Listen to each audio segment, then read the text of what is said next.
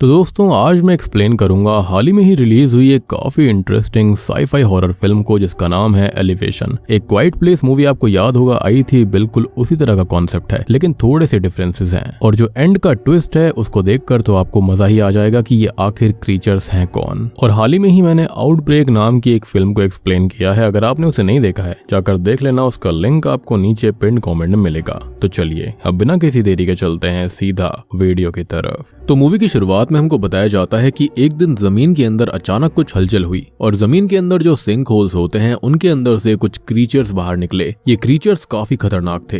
अब इन क्रीचर्स ने कई सारे इंसानों को मार डाला, जिसके बाद अब कुछ ही लोग बच पाए थे और सर्वाइवर्स वही लोग थे जो कि ऊंचे पहाड़ी जैसे कि 8000 फीट के ऊपर रहा करते, क्योंकि इन क्रीचर्स के ऊपर आने की भी एक सीमा थी जिसके अंदर वो 8000 फीट से ज्यादा की ऊंचाई पर नहीं जा सकते थे। इसलिए सभी सर्वाइवर्स को 8000 फीट से ऊपर रहने के लिए ही सलाह दी गई थी। यहाँ उन क्रीचर्स पर बुलेट्स का भी कोई असर नहीं होता था और इन क्रीचर्स का नाम रीपर्स पड़ गया था क्योंकि ये लोगों को मार दिया करते। अब सीन 3 साल बाद का आता है जहाँ पर हम रॉकी माउंटेन कोलोराडो नाम की एक जगह को देख पाते हैं जो कि 8000 फीट ऊपर ही थी, यानी कि यहाँ पर रहने वाले लोगों को क्रीचर से कोई खतरा नहीं था। जिसके बाद हम एक बच्चे को देखते हैं जिसका नाम हंटर होता है। हंटर पहाड़ी के दूसरे टाउन के लोगों को देख रहा था कि तभी उसके पीछे वो क्रीचर पड़ जाता है क्योंकि वो 8000 फीट से नीचे की तरफ आ गया था। अब वो जल्दी से भागकर एक सफेद लाइन की दूसरी तरफ आता है और ये लाइन दर्शाती है कि इस लाइन के पार 8000 फीट की ऊंचाई है और वो क्रीचर उसे पार नहीं कर सकते। फिर इसके बाद हम लॉस्ट गल्च रेफ्यूजी नाम के एक टाउन को देखते हैं जिसकी आबादी कुल मिलाकर 193 होती है, यानी कि 193 लोग ही थे और वहाँ की जो ऊंचाई थी ना वो 8460 फीट थी। और इसी टाउन के अंदर हंटर अपने पिता विल के साथ अकेले रहा करता। दरअसल उन क्रीचर्स ने दुनिया की आधे से ज्यादा पॉपुलेशन खत्म कर दी थी और बचे हुए लोग इसलिए बच पाए थे क्योंकि वो 8000 फीट से ऊपर की तरफ रह रहे थे।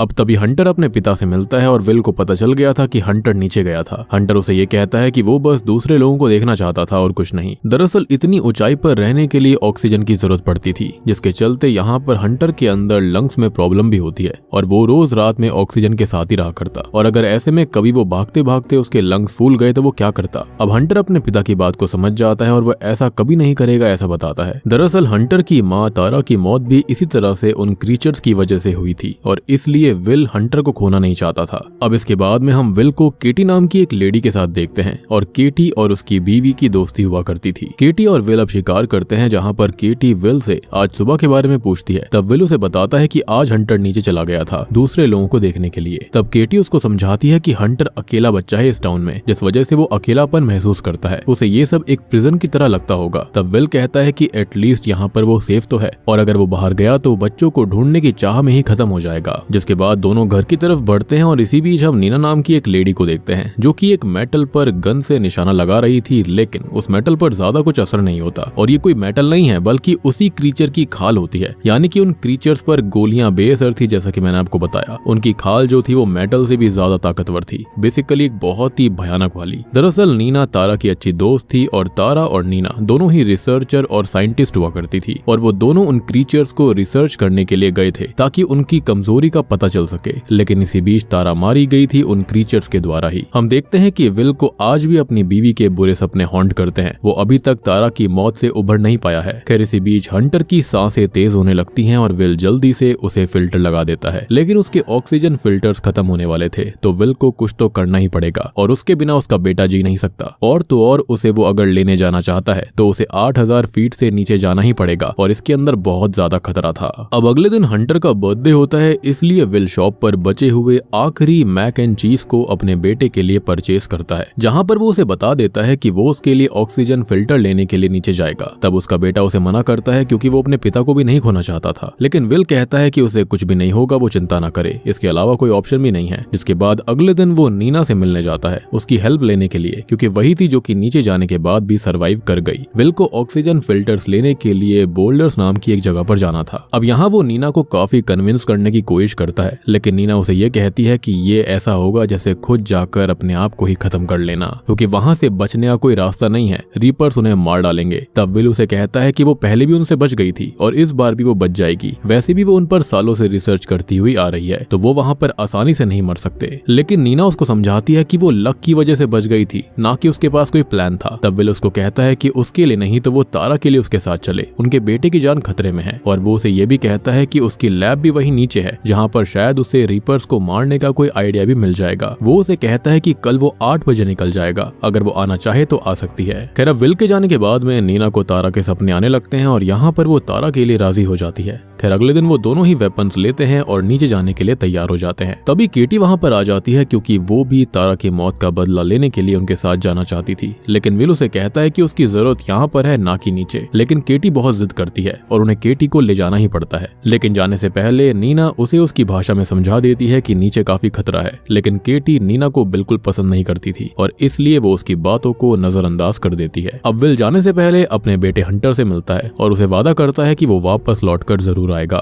खैर अब ये तीनों ही नीचे जाते हैं जहाँ पर उन्हें कुछ मिलिट्री व्हीकल मिलते हैं, जहाँ से उन्हें कुछ वेपन इक्विपमेंट्स भी मिल जाते हैं। अब सप्लाईज लेने के बाद वो निकल ही रहे थे कि तभी केटी और नीना आपस में झगड़ने लगते हैं। उन दोनों की लड़ाई को विल छुड़वाता है, जिसके बाद वो आगे बढ़ते हैं और नीचे उन्हें कुछ घोड़े मिलते हैं जो कि जिंदा थे, जिसका मतलब था कि रीपर सिर्फ इंसानों पर हमला करते थे, जानवरों पर नहीं। जिसके बाद वो लोग अल्ता विस्ता स्की एरिया में पहुंच जाते हैं जो कि 7620 फीट के ऊपर था। वो आगे जाते हैं जहां पर उन्हें स्की लिफ्ट मिलती है और आगे वो उससे जाने वाले थे, लेकिन तभी नीना उन्हें सावधान कर देती है क्योंकि उनके आसपास एक रीपर मौजूद था और उसे इस चीज की भनक लग गई थी अपने हाथों में पहने हुए कंपास की वजह से, जो कि उसने रीपर ट्रैक करने के लिए बनाया हुआ था। वो कंपास रीपर्स की पल्सेस को सेंस कर सकता था और तभी रीपर उनके सामने आ जाता है, यानी कि ये डिवाइस काम कर रहा था। अब विल जल्दी से ऊपर चढ़कर स्की लिफ्ट स्टार्ट करने लगता है। मीनवाइल दोनों मिलकर उस रीपर को गन की मदद से रोकने लगते हैं। वो मर तो सकता नहीं था लेकिन थोड़ा थम सकता था, लेकिन उस पर इसका कोई असर नहीं था। और तो और केटी उसके ऊपर ग्रेनेड लॉन्चर से भी हमला कर देती है, लेकिन इसके बावजूद उसे कुछ नहीं होता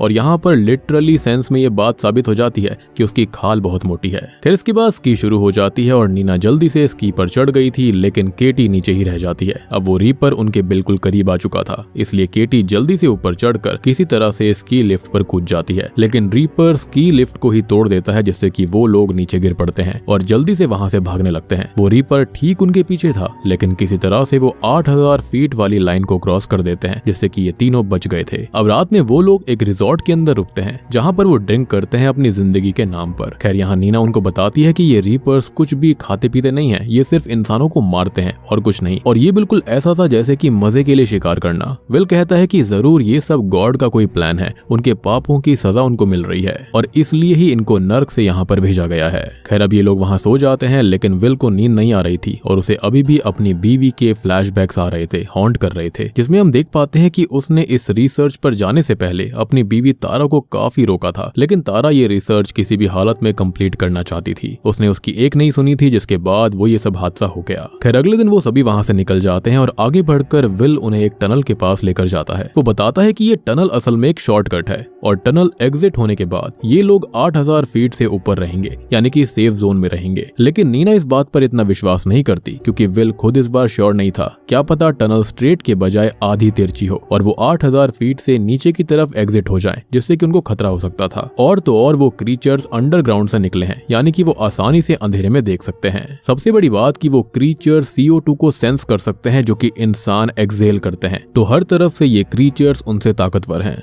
और वो उनसे जीत नहीं सकते। लेकिन यहाँ पर उनके पास वहां से जाने के अलावा कोई चारा भी नहीं था, इसलिए वो लोग रिस्क लेते हैं, आगे बढ़ते हैं। अब आगे जाकर उन्हें रास्ता बिल्कुल सील्ड मिलता है और ये देखकर विल बिल्कुल फ्रस्ट्रेट हो गया था, लेकिन उसके पास दूसरा रास्ता भी था और वो दूसरी तरफ से जाएंगे। लेकिन वहां से जाने में उन्हें टाइम लगता क्योंकि रास्ता काफी लंबा था और ये बात नीना और केटी भी उसको कहते हैं। तब विल उसको ये कहता है कि उन्हें जाना तो होगा ही, चाहे वो जाना चाहें या फिर नहीं। वो उन दोनों से ये भी कहता है कि अगर वो चाहती हैं तो यहाँ से वापस जा सकती हैं, लेकिन वो यहाँ से अपने बेटे के लिए ऑक्सीजन फिल्टर्स लिए बिना नहीं जाएगा।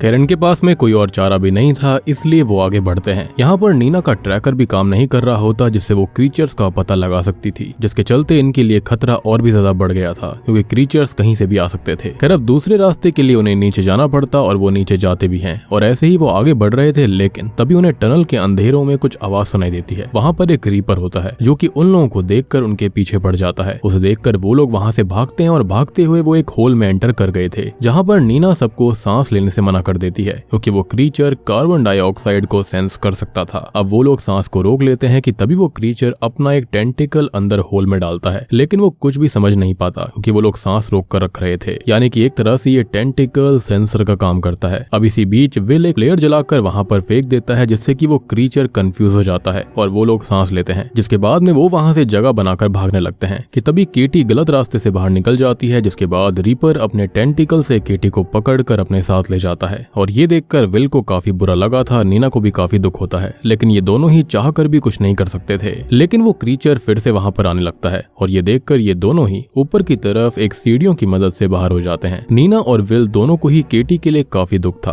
खैर अब वो आगे बढ़ते जाते हैं जहाँ पर उनको एक घर मिलता है, इसके अंदर मैक एंड चीज होता है जिसे वो लोग खाकर अपनी भूख को शांत करते हैं। अब बातों ही बातों में विल नीना से पूछता है कि आखिर उसकी पुरानी लैब के अंदर है क्या, जिस पर वो बताती है कि वहाँ पर पेरिक्लेस है जो कि असल में क्यूबिक वर्जन ऑफ मैग्नीशियम होता है। तो ये जो रीपर्स है ना वो इलेक्ट्रिकली चार्ज होते हैं और ऐसे में अगर बुलेट्स को पेरिक्लेस के साथ बॉन्ड करके उनको शूट करा जाएगा तो इससे होगा ये कि बहुत ही कम समय के लिए एक अनकंट्रोलेबल इंटरनल कंबशन होगा, यानी कि ब्लास्ट होगा और इस तरह से वो रीपर्स को अंदर से मार सकते हैं। बेसिकली अभी क्या होता है ना कि जो बुलेट्स होती हैं वो उनके आर्मर को पेनिट्रेट नहीं कर पाती, लेकिन अगर पेरिक्लेस के साथ में बुलेट्स को जोड़कर शूट किया जाएगा तो इससे होगा ये कि उनके अंदर पेनिट्रेशन हो पाएगी और अंदर जाकर वो ब्लास्ट होगा, जिससे कि ये अंदर से ही सारे के सारे क्रीचर्स खत्म हो सकते हैं। खैर अब अगले दिन वो वहां पर मिले हुए एक व्हीकल से आगे जाने लगते हैं। वो गाड़ी को काफी तेज चला रहे थे ताकि वो जल्दी से जल्दी हॉस्पिटल तक पहुंच जाए और रीपर्स की नजर उन पर ना पड़े। अब यहाँ पर वो पहुंच भी जाते हैं और जल्दी से ऑक्सीजन फिल्टर्स को ढूंढने लगते हैं, लेकिन इसी बीच एक रीपर वहां पर आ जाता है और उन दोनों को इस बारे में पता लगते ही वो दोनों भागने लगते हैं। वो रीपर से बचते हैं, लेकिन वो हाथ धोकर उनके पीछे पड़ा हुआ था। वो विल को पकड़ लेता है, लेकिन नीना उसे आजाद करवा देती है, जिसके बाद वो दोबारा भागते हैं। अब यहाँ पर एक जगह पर आकर विल रुकता है और वहीं पर ऑक्सीजन सिलेंडर्स पड़े हुए थे। अब जैसे ही रीपर्स उसके पास आता है वो ऑक्सीजन सिलेंडर्स पर शूट कर देता है, जिससे वहां पर एक ब्लास्ट होता है और जो रीपर होता है वो हॉस्पिटल से बाहर जा गिरता है। जिसके बाद वो उस रीपर को देखते हैं जो कि हिल नहीं रहा था। अब ये दोनों ही वहां से निकल रहे होते हैं क्योंकि विल को ऑक्सीजन फिल्टर्स मिल गए थे, इसलिए वो घर जाने वाले थे, लेकिन नीना उसे कहती है कि उसे अभी भी पेरिक्लेस चाहिए। तब विल कहता है कि उसे ये फिल्टर्स उसके बेटे तक पहुंचाना जरूरी है। नीना उसे कहती है कि ये बात उसके बेटे की नहीं है, वो लोग हमेशा इनसे भागते नहीं रह सकते और इसलिए उन्हें इन्हें मारने का तरीका ढूंढना ही पड़ेगा और उसके लिए उसे लैब जाना होगा। अब यहाँ पर उसकी बातें सुनकर वो मान जाता है, जिसके बाद ये दोनों ही लैब में जाते हैं। अब उनके वहां से निकलने के बाद वो रीपर दोबारा उठ खड़ा होता है और उसको देखकर ऐसा लग रहा था कि जैसे कि उस धमाके से उसे ज्यादा कुछ फर्क ही नहीं पड़ा। अब यहाँ वो लैब में पहुंच जाते हैं जहाँ पर नीना अपना काम शुरू करती है बुलेट्स बनाने का और विल इस पर नजर रख रहा था। विल को वहाँ पर एक फोटो दिखाई देती है जिसमें नीना का परिवार भी था। नीना ने इस बारे में किसी को भी अभी तक नहीं बताया हुआ था कि उसका एक परिवार भी था। अब नीना विल को बताती है कि उसका परिवार एपोकलिप्स शुरू होने के समय पर ही मारा गया था, जिसमें उसका बच्चा सॉकर खेलने गया था और वही वो समय था जब वो खत्म हो गया। और तो और नीना उसका गेम देखने भी नहीं गई थी और इसलिए उसे इस चीज का आज तक पछतावा है, लेकिन वो और क्या ही कर सकती थी। और उसका हस्बैंड जो कि बाहर गया हुआ था 2 हफ्तों के लिए, वो भी कभी लौट कर वापस नहीं आया और उसे बस इस बात का दुख था कि वो अपने परिवार को आखिरी बार देख भी नहीं पाई, छू भी नहीं पाई। अब यहाँ पर नीना अपनी बुलेट्स को टेस्ट करती है, लेकिन वो काम नहीं करती। तब वो विल को वहां से जाने के लिए कहती है क्योंकि उसके बच्चे को ऑक्सीजन फिल्टर्स की जरूरत थी और विल उसे छोड़कर जाना नहीं चाहता था। इस पर वो उसे कहती है कि वो हंटर के पास जाए, उसे उसकी जरूरत है और अगर उसने ये बुलेट्स बना ली तो वो उसके पीछे पीछे आ जाएगी, लेकिन अगर वो काम नहीं आई तो समझ लेना कि उसके साथ क्या हुआ, यानी कि वो जिंदा नहीं बची। इसके बाद विल वहां से निकल जाता है और नीना के पास एक रीपर आ गया था और नीना एक बुलेट तैयार करके उस पे शूट करती है और यहीं पर सीन कट होकर विल पर आ जाता है, जिसकी कार रास्ते में पंक्चर हो जाती है और वो क्रैश होकर पलट जाती है। तभी वहां पर रीपर्स उसे खत्म करने के लिए आने लगते हैं और विल जल्दी से बाहर निकलता है। अब बाहर निकलकर वो भागना शुरू करता है, लेकिन आगे जाकर उसके सामने 2 रीपर्स थे। विल अब पूरी तरह से फंस चुका था कि तभी वो रीपर ब्लास्ट हो जाता है और वो किया था नीना ने। जी हाँ, यानी कि नीना ने फाइनली वो बुलेट बना ली थी जिससे कि इन रीपर्स को मारा जा सकता था। अब यहाँ नीना उन दोनों रीपर्स को भी मार देती है और ये टेकन 3 की नीना मुझे क्यों लग रही है। एनीवेज अब यहाँ पर वो क्रीचर्स ब्लास्ट हो जाते हैं और ब्लास्ट होने के बाद में हमको पता चलता है कि वो एक मशीन थे। जी हाँ, और किसी ने उन्हें प्रोग्राम किया था इंसानों को मारने के लिए और इसी कारण से वो कुछ खाते पीते नहीं थे, सिर्फ हंट किया करते थे और वो भी सिर्फ इंसानों को। नीना ये बात विल को बताती है और विल उससे पूछता है कि ये सब किया किसने होगा। तब नीना अपना इशारा ऊपर की तरफ करती है, यानी कि ये सब एलियंस ने किया है इंसानों को यहाँ से खत्म करने के लिए, ताकि वो यहाँ पर अपनी बसावट कर पाए। वो होता है ना कि कहीं पर भी जाने के लिए, कुछ कंस्ट्रक्शन करने के लिए इंसान पहले पूरी की पूरी जमीन को साफ कर देता है, बिल्कुल उसी तरह से यहाँ पर ये चीजें चल रही थी। और आजकल जैसे हम लोग फॉरेस्ट को खत्म कर देते हैं, सारे के सारे जानवरों को को खत्म कर देते हैं उस इलाके के, बिल्कुल सेम तरह से एलियंस कर रहे थे। तो यहाँ पर इनडायरेक्टली इस चीज को भी दर्शाने की कोशिश करी गई है। और जो जानवरों के लिए एलियंस है ना, वो कुछ और नहीं बल्कि जेसीबी और इस तरह की जितनी भी मशीन्स होती हैं वो उन सब के लिए वही हैं। और अब आपको ये बात भी समझ में आई होगी कि क्यों यहाँ पर रीपर्स को ब्लास्ट होने से या फिर बुलेट से कोई फर्क नहीं पड़ता था, वो इतनी खतरनाक मशीन थी। खैर अब वो दोनों ही अपने टाउन पहुंच जाते हैं जहाँ पर विल अपने बेटे से मिलता है। वो लोग केटी को भी याद करते हैं, जिसके बाद वो दूसरे टाउन वालों से संपर्क करते हैं और उन्हें इन बुलेट्स के बारे में बताते हैं। अब आखिरी सीन में हम विल और बाकी लोगों को देखते हैं जो कि रीपर्स को मारने 8000 फीट नीचे आते हैं और उनको मारते भी हैं। जिसके बाद हम एक पोस्ट क्रेडिट सीन को देखते हैं जहां नीना और विल को दिखाया जाता है जो कि टेलीस्कोप की मदद से ऊपर ही देख रहे थे।